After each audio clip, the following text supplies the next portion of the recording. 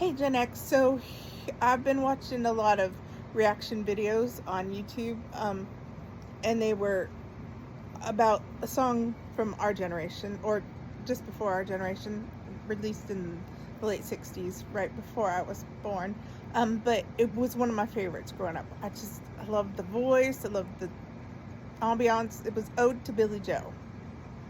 Now, that song, I remember there was a lot of discussion on our school bus even over what the narrator and Billy Joe had thrown off the Tallahatchie Bridge that caused Billy Joe to later jump.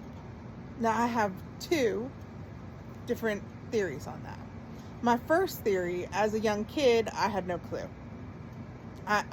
Was it a dog, or I didn't know.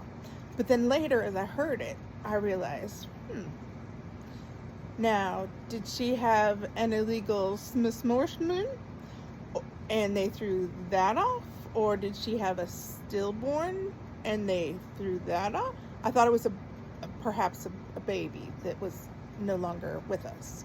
And then I looked at the timeline of when the song came out and what was going on, and I realized that it may have been that they threw off a draft card that Billy Joe had gotten, and because he had been drafted, and then he knew he couldn't escape any other way, so he then threw himself. So, just curious, anybody out there got their own opinion on what Billy Joe and his girlfriend threw off the bridge?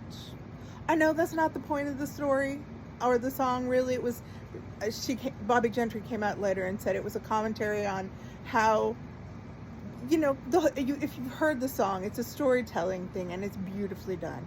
And they're at the dinner table discussing, and it's all this casual.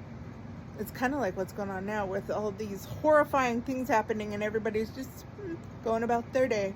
And it was a commentary on how that kind of thing happened, but it left us with that mystery on what they throw off the bridge. Anyway, please let me know your thoughts. Thanks.